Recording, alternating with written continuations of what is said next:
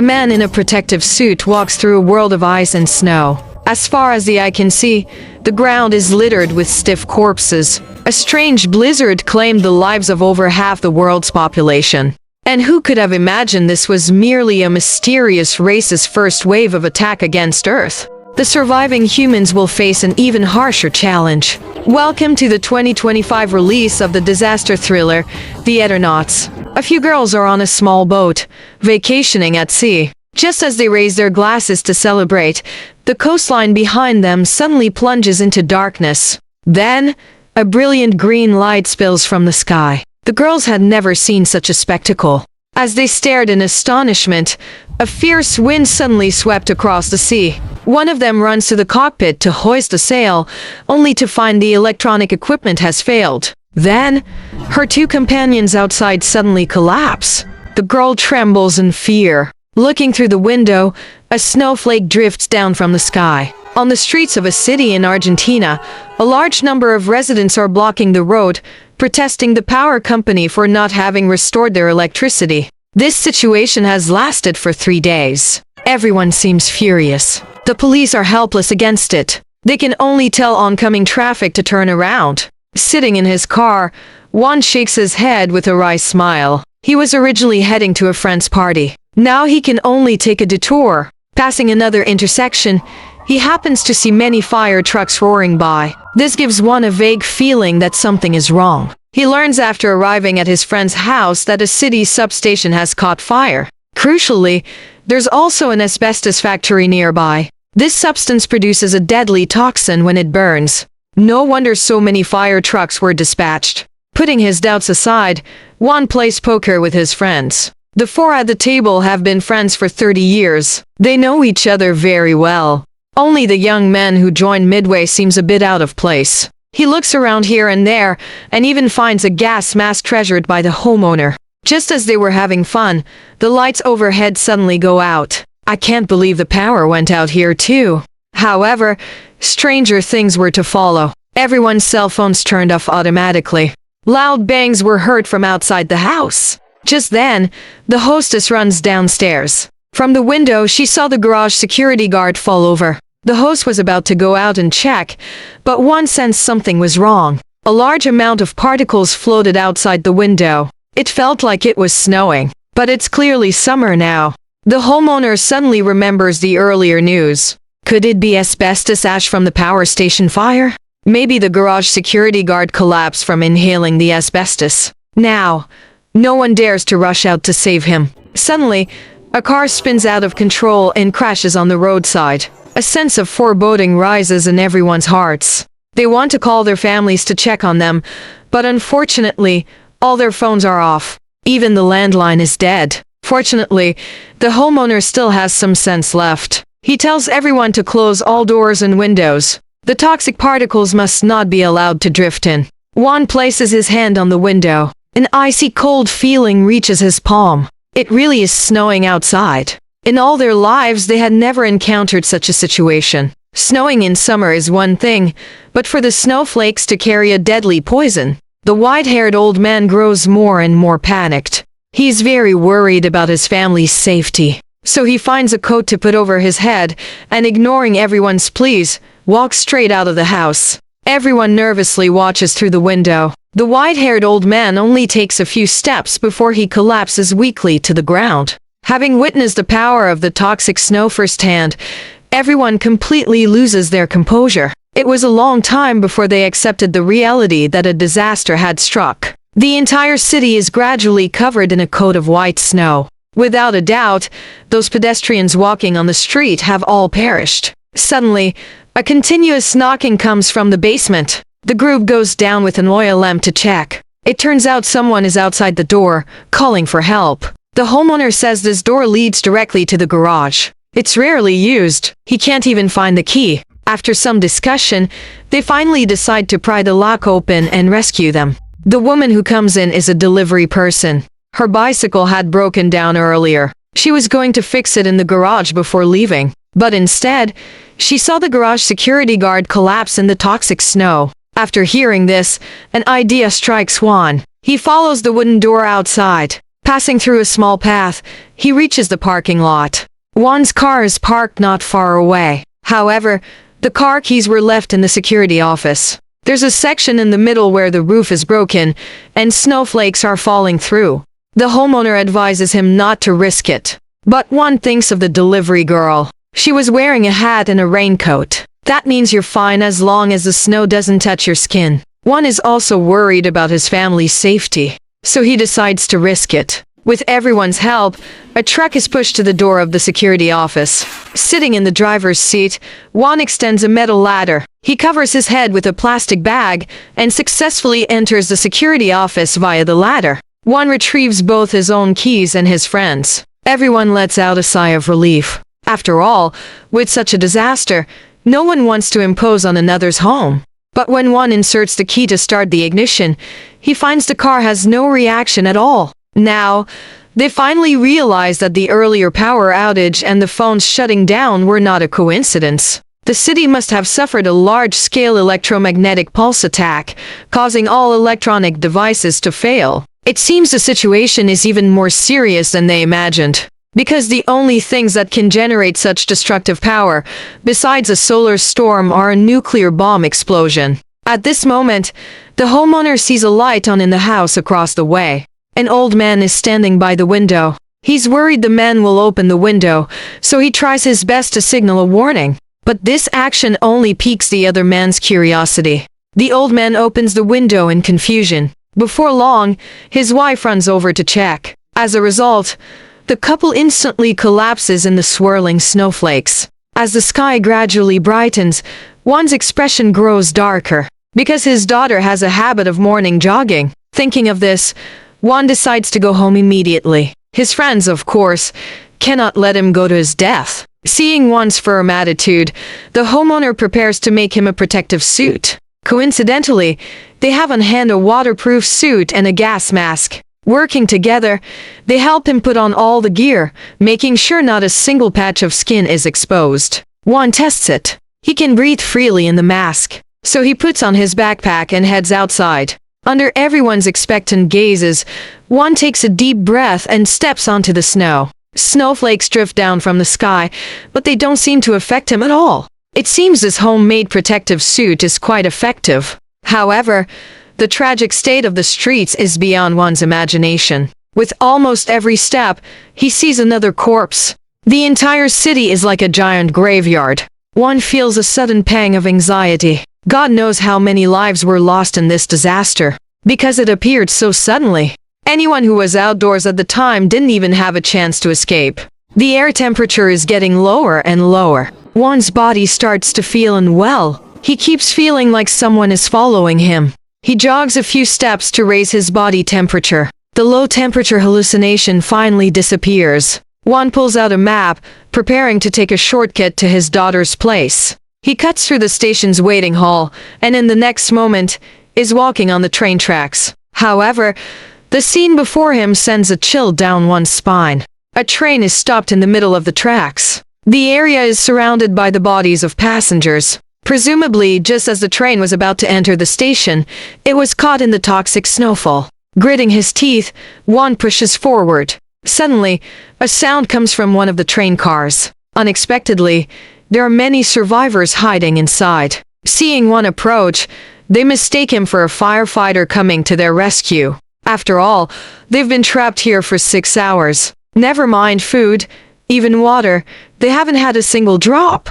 Juan shakes his head helplessly. He alone can't possibly rescue all these people. The only thing he can do is take a large bottle of mineral water from his backpack. As for whether they live or die next, that will be up to their own fate. After crossing the tracks, Juan quickly arrives at his wife's apartment building. As the two have been separated for many years, their daughter has been living with her mother. Entering the stairwell, Juan takes off his protective mask. Water is constantly trickling down the stairs. A few survivors are standing by a door, seemingly trying to pry it open. Arriving on the floor of his wife's apartment, Juan sees several people standing by the door praying. He ignores them and walks straight into his wife's home. He searches several rooms in a row. His wife and daughter are nowhere to be found. A strong sense of unease washes over Juan. Just then, a sound comes from the living room. He thinks there's a burglar in the house. After asking, he learns it's someone his wife sent to pick up medicine.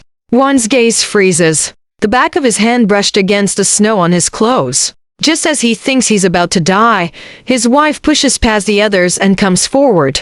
She shoos all the strangers out the door. Only then does she tell him about their daughter. He learns she went to a classmate's house last night and hasn't returned yet. Juan is about to lose his mind. But that's not even the worst part. His wife doesn't even know the address of her daughter's classmate. Juan forces himself to calm down. Now is not the time for blame. He plans to go to his daughter's school. They're sure to have all the students' addresses there. Juan has just opened the door when he finds a large crowd of residents waiting outside. It turns out the news that he can withstand the toxic snow has already spread. Some are guessing that Juan is immune. Juan explains that he just used a gas mask, and that once the snowflakes have landed, they are no longer toxic. At this moment, a bald man steps forward, demanding Juan hand over the mask. Because a resident in this building, out of sheer desperation, committed suicide in the bathtub. The whole ordeal used up almost all of the building's fresh water supply. Now these people are counting on Juan's mask to go to an outside supermarket and get some water. Juan pretends to agree, but instead, he pulls a handgun from his bag. Are you kidding me? He's counting on that mask to find his daughter. But unexpectedly, the bald man is a tough character too. He pulls out a handgun from somewhere and starts firing down the stairs.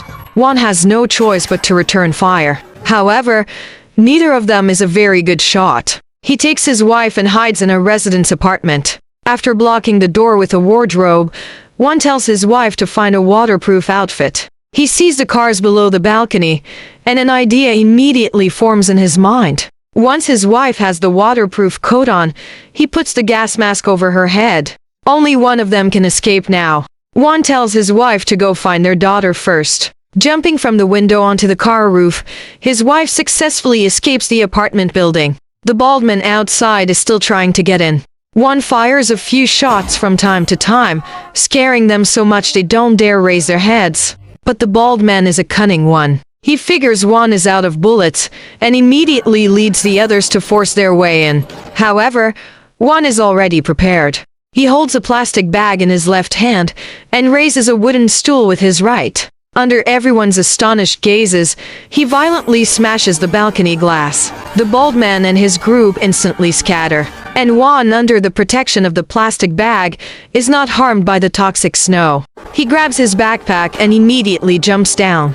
The intense exertion leaves him almost breathless. Juan feels it getting harder and harder to breathe.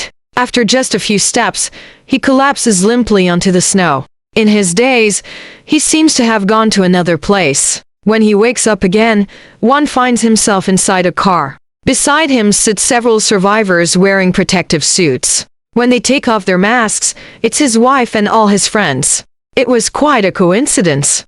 After Juan left in the morning, his friends were preparing to rest for a while. The hostess wanted to use tap water for tea, but was stopped by her husband. God knows if the tap water has been contaminated by the toxic snow. For safety's sake, they'd best only drink bottled mineral water. However, the homeowner's supply was limited. At most, it could only last for a few days. Everyone had faith in Juan. As long as he came back in time, he could go in the protective suit to a convenience store to gather supplies. I have to say, the homeowner is very safety conscious. Since he had nothing better to do, he decided to reinforce all the doors and windows. After all, in an apocalyptic world, all sorts of people will appear. The female delivery person saw the homeowner's weapon and was curious to handle it. But he gave her a wary look, as if guarding against a thief. The delivery person didn't want to stay a moment longer. She prepared to put on her helmet and leave. The homeowner, Favali, quickly stepped forward to stop her. He's just a cautious person, but he doesn't want to watch someone go to their death. Favali decided to help the delivery person fix her bicycle. Maybe this would get her home safely. While fixing the bike, Favali made an accidental discovery. The bicycle's light could still turn on. He took it apart to study it. It turned out only the LED light was damaged. The old-fashioned tungsten bulb still worked. A bold idea formed in Favali's mind. He used wires from a record player to connect it to a car battery. Soon, a melodious song could be heard. Favali finally realized the electromagnetic attack only affects integrated circuits, while old-fashioned electronics could still work. Coincidentally, he owned a vintage car. After successfully starting it, the first thing they did was go to the fire station and get a protective suit for everyone. Just then, they heard gunshots in the distance. He guessed that one might be in trouble. Turning a street corner, they happened to run into Juan's wife. And that's how they successfully rescued the unconscious Juan. As the group drove through the dead streets, they failed to notice several fireballs falling from the sky. Could it be that a new disaster is about to strike? Swarms of strange insects are attacking human survivors. They are the size of bulls. Their hard carapaces against the snow gleam with a metallic sheen. The humans caught in the fray have almost no power to resist. They all become the monster's stored food. Our hero Juan and his group do not yet know that a greater disaster is about to befall them. After leaving his wife's apartment, they return once again to Favali's place. Favali tries to use a radio to call for help, but after scanning all frequencies, there's no answer. The bald man Lucas suggests, "Why don't we escape the city?" But the problem is, they don't know if other places are safe. Besides, Juan still has an important mission to complete, to find his daughter. He wants to take Favali's antique car. The latter thinks for a moment and flatly refuses, because that car is everyone's only means of survival. Juan has no choice. He can only walk with his wife to their daughter's school. At this time, the blizzard shows no sign of stopping. Favali's worries finally become a reality. The remaining survivors begin to abandon their moral constraints. From time to time in the night, the sound of smashing glass can be heard, occasionally mixed with a few gunshots. After a night of trekking, Juan and his wife finally reach their daughter's school. The two of them split up. Juan continues to search for a vehicle, while his wife, Elena, goes to look up the address of their daughter's classmate. As he walks into the school's security booth, something incredible happens. A strange image suddenly appears in Juan's mind. He sees his sleeping daughter in a burning clock tower. The next moment, Juan wakes up inside a car. He turns the key and it miraculously starts. Meanwhile, Elena has already entered the school building. On the empty field, several bodies lie scattered about. The scattered liquor bottles show they were partying before they died. Elena sighs softly. Suddenly, she hears a knocking from deep down the hallway. She follows the sound and eventually arrives in front of a blocked-up restroom. Through the crack in the door, Elena sees a pair of bloodshot eyes. Immediately after, an angry roar comes from inside. Just then, one happens to arrive. He lets the unlucky kid out, and a swift slap to the face calms him down. After questioning him, they learn Sheng was locked in the restroom as a prank by his classmates for 2 whole days. Juan kindly points out that the reason his classmates didn't come to open the door is because they are all dead. Sheng rushes out of the restroom. Through a window, he sees his frozen classmates. His body can't help but tremble. When Elena takes out their daughter's photo, Sheng shakes his head blankly. Until she points to their daughter's classmate, Sheng's eyes light up.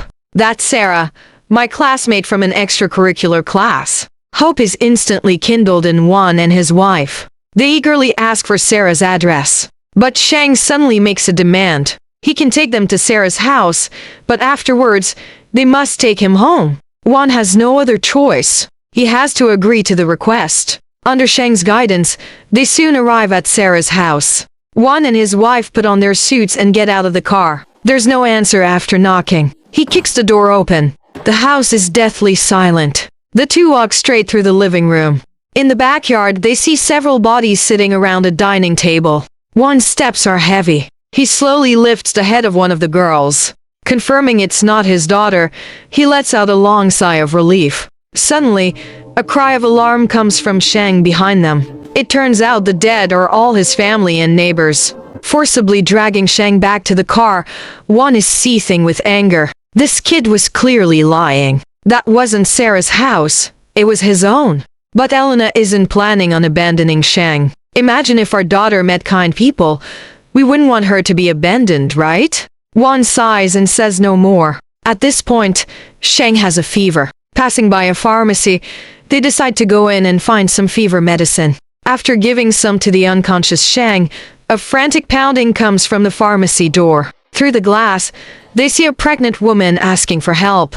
Elena is moved with compassion and unhesitatingly lets her in. Who would have known that the next moment, the pregnant woman suddenly stands up straight. Her accomplices also enter through a side door. The dark muzzles of guns are pointed at Juan and his wife. The two robbers lock them in the dispensary, also taking all their supplies and the car keys. Fortunately, the unconscious Sheng is not discovered. After the robbers drive far away, Sheng opens the lock on the dispensary door. Without a car, they can only trudge forward on foot through the blizzard. When passing the train station, one suddenly stops. The bodies that were originally lying on the snow have all vanished. Only a mess of scattered belongings is left behind.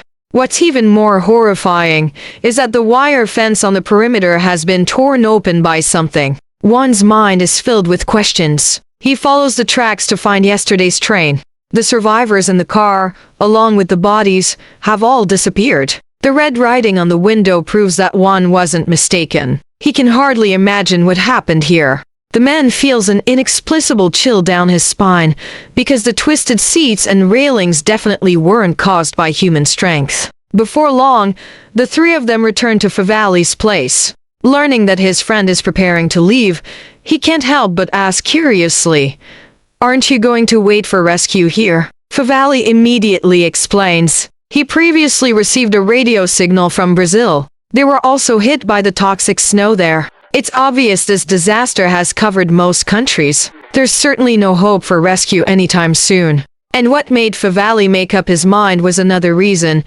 Earth's magnetic field has disappeared.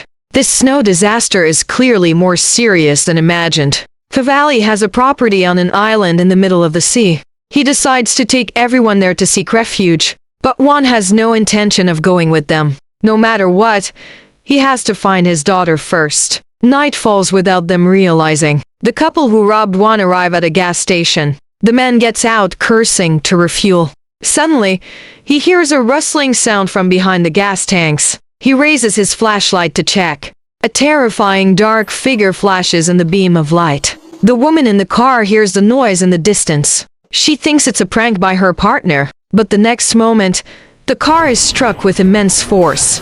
After sliding some distance on the snow, it rolls straight down into a ditch.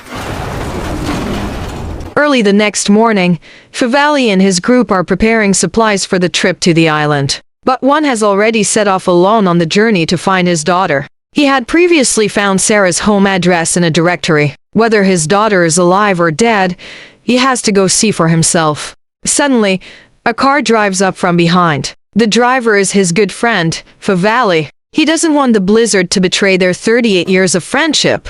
He decides to help Juan find his daughter, then go to the island together. And as an expert in applied physics, he has already figured out the cause of the toxic snow. The polar magnetic fields are like an invisible shield that blocks the radioactive particles surrounding the Earth. Now that the magnetic fields are gone, the radioactive particles attach themselves to the surface of the snowflakes, posing a deadly threat. The two of them talk as they drive.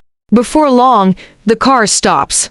A large number of abandoned cars are piled up under the overpass, completely blocking the road into the city. The two stand there stunned for a long time. Clearly, this isn't something humans could have done. Juan sees a car with its lights on in the wreckage. He's just about to climb over to check, when several military trucks full of soldiers drive up. Juan and Favali walk forward curiously. A soldier states that the officially formed Mayflower camp is conducting rescue operations everywhere. He advises the two of them not to wander around. Juan has many doubts. He tells Favali to hurry and follow. He wants to see what the military is really doing. After passing through a tunnel, the soldiers unexpectedly stop in their tracks. One wanted to get closer, but the soldiers suddenly raised their guns and fired. Favali quickly backed away. The cars on the overpass suddenly flew into the air. It turned out the soldiers' target wasn't Juan and Favali. The next moment, their car was struck with immense force, flying straight into the repair shop by the road.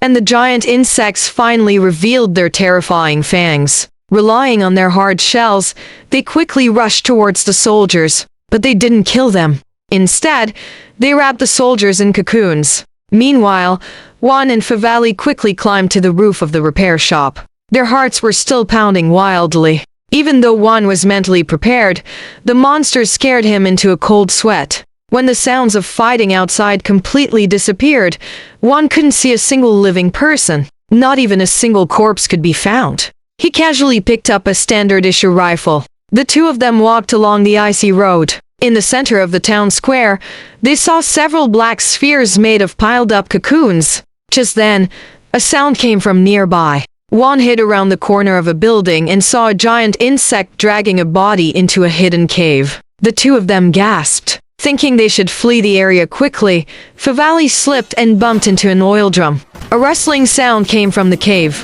The giant insect shot out like lightning. Juan fired several shots, but the monster didn't slow down, getting closer and closer. He held his breath and fired a shot at its unprotected head. However, before the two could celebrate, the ground beneath them began to shake violently. A large number of giant insects came rushing over. In despair, Juan saw someone waving, and the giant insects didn't pursue them.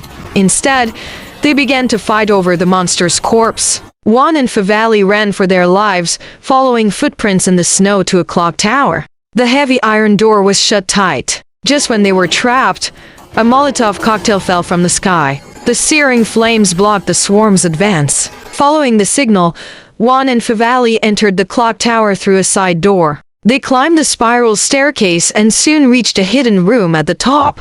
Unexpectedly, quite a few survivors were gathered here. The leader, a man with a limp, looked very familiar. Juan felt like he'd seen him somewhere before. He was curious where the giant insects came from. An old man pointed to the sky. "Go up and see for yourself," he said. Juan climbed the stairs to the rooftop. His gaze froze instantly. He saw countless fireballs streaking through the clouds like meteors. Each landing point was an insect nest. Only then did Juan finally understand. This toxic snow, which seemed like a natural disaster, was actually a meticulously planned weather attack by alien invaders. Its purpose was to clear the way for the insect army. Juan stood alone on the tower rooftop. Under the night sky, crimson meteors streaked by, reflecting in his bloodshot eyes. Juan knew that with every streak of light, the hope of his daughter's survival grew dimmer. He began to urge the survivors to leave. Those things are expert climbers. Sooner or later, they will break in. Everyone understood this, but their limping leader wasn't fit to be moved. Finally, at Juan's urging, the man with the limp let the others leave, while he stayed behind to guard the tower. After gathering their supplies, the group, under the cover of night, moved cautiously through the streets. The monsters seemed to doze off at times. As long as they didn't make too much noise, they could pass safely. Juan mentioned the Mayflower camp to the others. They planned to rendezvous with the military there. Arriving at the overpass blocked by cars, a survivor took out a hammer and began chiseling the wall. He knew of a hidden, abandoned passage that led directly to the other side of the overpass. As night slowly turned to dawn, Juan grew more and more anxious. Fortunately, the hidden tunnel was broken through. Everyone scrambled to get inside. But the insects had also come out to feed. Juan, looking after a mother and son, was trapped inside a bus. He could clearly see the giant insects wandering just meters away. One of them suddenly stopped, its antennae turning in the direction of the bus. At the critical moment, the deep sound of a bell echoed through the sky. It was the man with the limp who had stayed behind, frantically ringing the bell on the tower. All the giant insects immediately changed direction, surging towards the clock tower like a tide. Inside the bus, Juan let out a long sigh of relief. He and the other survivors successfully passed through the tunnel. Before entering the city, Juan had found a car in the wreckage that could still start. It came in handy at that moment. Meanwhile, the swarm of insects had already rushed into the clock tower. The man with the limp and his companion had already sprinkled fuel everywhere. Seeing these detestable crawlers, the old man tossed his lit cigarette lightly into the air. At the same time, Juan and the others had already pushed the car down. But the noise they made attracted another group of giant insects. Juan fired his gun, providing cover for the survivors to get in the car. However, The more he shot, the more insects appeared. A giant billboard slid off the bridge, as if sounding the horn for the insect attack. Fortunately, the car had already started by then, leaving the insects far behind. After confirming they were out of danger, the group couldn't help but cheer. But when they saw the burning tower, everyone instantly fell silent. They knew it was the old man who had exchanged his death for their survival. Juan inexplicably felt this scene was familiar. The vision in his mind flashed again. He suddenly realized that perhaps the military's Mayflower camp was hiding in even greater danger. Juan and the others successfully broke through the insect blockade. The other survivors prepared to go to the Mayflower camp to meet with the military. But he had to find his daughter now and couldn't go with them. Returning once again to his friend Favali's neighborhood, he discovered people standing guard. Presumably, they had also discovered the existence of the insects. Juan had just arrived at Favali's house when everyone eagerly told him to come and see. Approaching the sofa, Juan's eyes widened in shock. His daughter, whom he had been desperately searching for, was sleeping soundly in his wife's arms.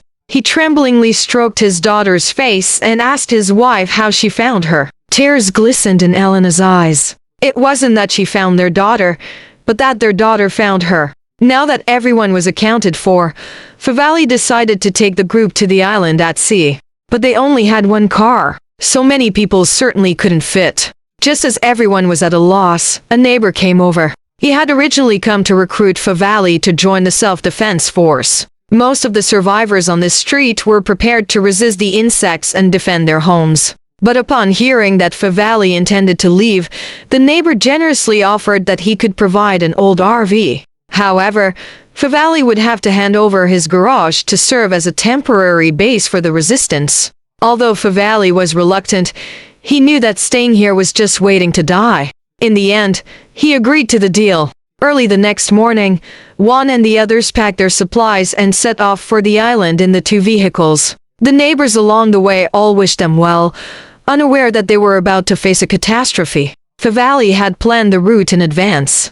They would switch to the waterway after reaching the port. But when they arrived at the nearest port, the sight before them made their blood run cold. The once deep seawater had completely dried up. Countless boats, like abandoned toys, were stuck deep in the frozen mud. A frozen fisherman still maintained a sitting posture. And in the bucket next to him, a small fish was swimming cheerfully. The bald man, Lucas, turned pale. The sudden receding of the sea was a sign that a massive tsunami was about to strike. Everyone felt this was no exaggeration. So they immediately turned around. It seems the island is no longer an option. Their only choice is now the Mayflower camp. Countless abandoned vehicles lined both sides of the road, stretching into the distance like a steel dragon. Suddenly, a wisp of black smoke caught their attention. Getting closer, they saw it was an overturned car. There was a clear bullet hole in the driver's helmet. It seems this wasn't the work of the insects. Rather, someone had turned their gun on their own people. But Juan had no mind to consider this problem. His daughter, Anna, had returned safely, but she was acting very strangely. She couldn't even remember how she found her mother. Elena thought she was just exhausted. Perhaps she would be fine after some rest. Just then, they happened to pass a large supermarket. Inside, they could see a bustling crowd of people, a stark contrast to the dead silence of the road before. A middle-aged man warmly welcomed Juan and his group inside.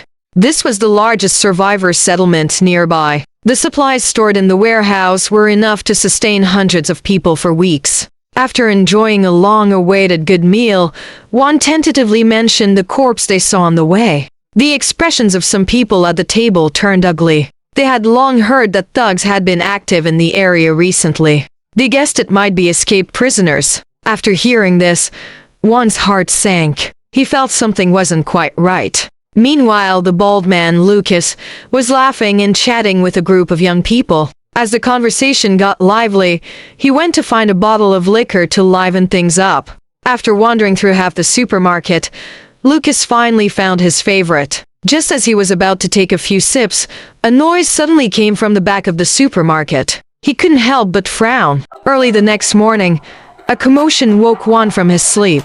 He followed the crowd to the supermarket entrance. He saw everyone looking up at the sky excitedly. The deadly blizzard that had lasted for days had finally stopped. The long-lost sun pierced through the clouds, casting a golden halo on the white snow. Sheng was the first to step out of the supermarket. He took a deep breath of fresh air and turned to the others with a smile. Everyone rushed out of the supermarket excitedly. Cheers echoed to the heavens.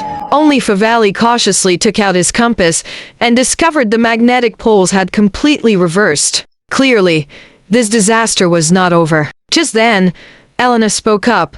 "Have you guys seen Lucas?" Juan and the others hurried back into the supermarket to look. But other than the empty liquor bottle, they found nothing. Suddenly, a car screeched to a halt in front of the supermarket. 3 fully armed, masked figures jumped out. They offered no opening words and directly attacked the survivors. By the time one arrived at the sound, the entire square was already in chaos. The survivors were scattering like headless FLIs.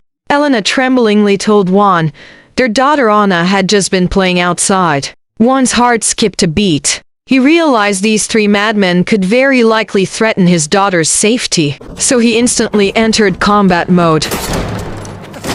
With a few precise shots, he took down 2 of the bandits. The remaining one had long since disappeared. Juan walked over to the body of one of the bandits. He lifted the mask and saw it was a haggard-looking middle-aged woman. Around her neck hung a child's pendant. Juan felt an inexplicable chill down his spine. Why would a mother attack innocent civilians? Just then, the roar of a truck was heard in the distance. Several military trucks full of soldiers stopped at the supermarket entrance. And Lucas, who had been missing all night, was right there on one of the military trucks. So, the next moment, all the survivors boarded the trucks, preparing to go with the military to the Mayflower camp. Juan and his friends were very curious about what Lucas experienced last night. He shook his head, saying he wasn't sure himself. He had a few drinks, and then he couldn't remember anything. Afterwards, he was woken up by soldiers on the side of the road. Learning they were from the Mayflower camp, he simply brought them to the supermarket. After hearing this, Juan's heart sank. He felt that this whole thing was strange. But what he didn't know was, in a tunnel a few kilometers away, something even stranger was happening. The attacker who had escaped was moving through the swarm of insects with ease, as if the man was one of the insects himself. 3 days passed in the blink of an eye. Juan and the other survivors had already settled in at the Mayflower camp. Many young people voluntarily joined the combat units, hoping to contribute to the fight against the insects. Most of the surviving women were assigned to the medical units. After all, in the apocalypse, the wounded will never disappear. Favali was summoned to the command room by a soldier. It turned out the Supreme Commander had learned from Lucas that he was an expert in electronics and mechanics, and the base happened to have an old radio in urgent need of a professional operator. But Favali refused, citing poor health. Juan, in the square, happened to see his 2 friends arguing. Only then did he learn that the Supreme Commander had given Favali a mission to go to the city center and set up a communications transmitter with the aim of gathering more survivors to take refuge at the Mayflower camp. But Favali knew how dangerous the city center was. Even sending a whole squad of soldiers would just be sending them to their deaths. But the bald Lucas complained that Favali was too selfish. You know, if the plan succeeds, it could save thousands of our countrymen. Just then, a whistle blew from the watchtower. Several military trucks drove into the camp. It turned out they had brought back another group of survivors. Favali saw an old acquaintance. It was the old neighbor who had provided the RV. But he looked haggard now. He tremblingly said that all the neighbors were dead. Now, he was the only one left alive. When night fell, a few survivors quietly woke Juan. They had escaped the clock tower with Juan, so now they were practically comrades in arms. Their leader, Brother Chang, got straight to the point. He hoped Juan would join the mission to set up the radio. He grew up driving trains with his father. They could take a train straight to the city center. After a whole night of deliberation, Juan finally convinced the apprehensive Favali. The 2 decided to join the radio mission together. At dawn the next day, more than 20 volunteers said goodbye to their families and traveled downstream in assault boats. Along the way, several transport planes broke through the clouds, flying towards the city center. Everyone's spirits were lifted at the sight. It showed the military was organizing an effective counterattack. Humanity had not given up hope. Following the tracks forward, they finally reached the abandoned train station. One group stayed outside on guard, while the rest began the urgent modification work. They welded heavy steel plates to the front of the train and mounted heavy machine guns in attack positions. When everything was ready, everyone boarded the train and left the station. No one noticed on the distant water tower. A woman in a cloak was silently watching everything. As the train gradually approached the city, they saw from afar that the tracks ahead were blocked by abandoned vehicles. Fortunately, everyone was prepared. They grabbed the safety ropes to secure themselves, preparing for the violent impact to come. The train accelerated with a roar. Everyone sang the national anthem in unison. The steel beast swept through everything with thunderous force. Twisted metal fragments flew everywhere. The train thus carved a bloody path forward. When the smoke cleared, everyone couldn't help but raise their arms and cheer. They had finally broken through. Before long, the train was a few hundred meters from the central city building when it stopped. There was no way forward. The volunteers had no choice but to proceed on foot. Along the way, they saw the wreckage of a transport plane. Curious, since the insects can't fly, how was it shot down? After reaching the target building, the officer divided the team into 3 groups. The technical team took the equipment and went to the roof to set up the signal transmitter. The combat team built defensive fortifications on the perimeter. Another 4 men were sent to check the transport plane wreckage they saw on the way. One looked around uneasily. The whole city was terrifyingly quiet. They had entered the city center with such a commotion, but hadn't encountered any resistance from the insects. Could they be plotting something bigger? As if to confirm his suspicion, the 4-man team sent to investigate the transport plane found several high explosive bombs in the cabin. And the plane's attack target was an unremarkable stadium. Just as everyone was surprised, a little boy suddenly appeared up ahead. The recon team instinctively approached him. Only then did they discover, standing on both sides of the tracks, were dozens of fully armed soldiers. Meanwhile, Favali on the roof of the building had already finished calibrating the communication equipment. The radio operator took a deep breath and began broadcasting to the outside world. Humanity is facing an unprecedented crisis. He called on all survivors to come to the Mayflower camp to jointly resist these detestable insects. In the Mayflower camp on the outskirts, the families who stayed behind, via their radios, picked up the signal. A thunderous cheer instantly erupted. People hugged each other and cried, as if they had seen the light of dawn. After completing the broadcast setup, the technical team adjusted the transmitter to automatically repeat the broadcast every 5 minutes. Just as they were preparing to evacuate, someone noticed that in the distant riverbed stadium, a strange blue glow was being emitted. One immediately found the leading officer and suggested sending someone to investigate. But the officer looked troubled. The team sent to investigate the transport plane hadn't returned, and they had no extra man.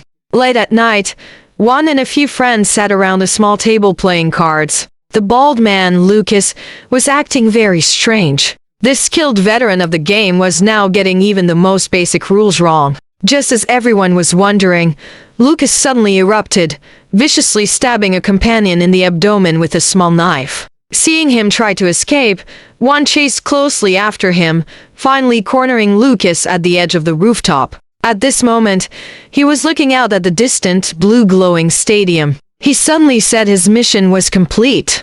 Before Juan could react, he kicked off with his legs and leaped from the tall building. Looking down from the balcony, they saw dense crowds of people gathering in their direction. The 3 of them ran downstairs in a panic, only to unexpectedly run into a large man returning from patrol. Just as they were about to ask him something, the man suddenly shouted a few times, and then a large number of people rushed towards Juan. The more Juan ran, the more frightened he became. He managed to escape into the train. Of the mission squad of more than 20, only 5 or 6 were left now. The others had either inexplicably turned against them or were killed by bandits. They prepared to return to the camp immediately to report this. But Juan intended to go check out the glowing stadium. Perhaps the insects were plotting something else. Surprisingly, Brother Chang volunteered for the task and taught the driving essentials to Favale. On the way to the stadium, Juan and Brother Chang saw a horrifying scene. Swarms of humans wandered the streets. Some walked silently as if sleepwalking, while others mechanically practiced their shooting. What was even more incredible was that giant insects occasionally moved through the crowd. It was as if both sides had reached some kind of understanding. When the two arrived on the rooftop of a tall building next to the soccer field, the scene before them made one gasp. The stadium was filled with mixed phalanxes of humans and insects. Juan even recognized many of them. His daughter was among them. These people, like puppets, were all facing the center of the field, as if devoutly awaiting the arrival of a supreme god. At this moment, Juan suddenly remembered. It seemed he had seen this scene before. In a moment, humanity's true enemy would appear. No sooner had he spoken, than from within the ethereal blue light, a giant handful of knuckles extended. With its rhythmic movements, a portion of the people, as if receiving a command, obediently left, while the remaining humans continued to gaze at the being in the blue light. At this moment, Juan finally understood everything. Those insects were merely the vanguard of some advanced civilization. They didn't need to fight themselves at all. As long as they remotely deployed the insects to blockade cities, and then controlled the survivors with their minds, they could easily conquer the Earth. And the so-called Mayflower Camp was actually a trap designed by the alien civilization. They controlled the high-ranking military officers, and in the name of the resistance, called for survivors to come and join them. These newcomers would all become puppets of the alien race. Among them, Juan's daughter and his bald friend Lucas had long been under their mental control. And the reason Juan himself frequently experienced fragmented memories and was so familiar with the scene before him is because he is the legendary Eternaut, a being who can travel through the turbulence of space-time and constantly return to the past. In the original work, Juan's fight against the alien race ended in total failure. Everyone was turned into a puppet, and he was the sole survivor. So, Juan traveled back to the beginning of the alien invasion in an attempt to stop their subsequent rise. Unfortunately, the price of time travel is memory loss. It seems Juan's plan to save everyone this time has also ended in failure. The above is all the content of the first season of the Eternauts. Friends who enjoyed it, please stay tuned. We'll see you next time.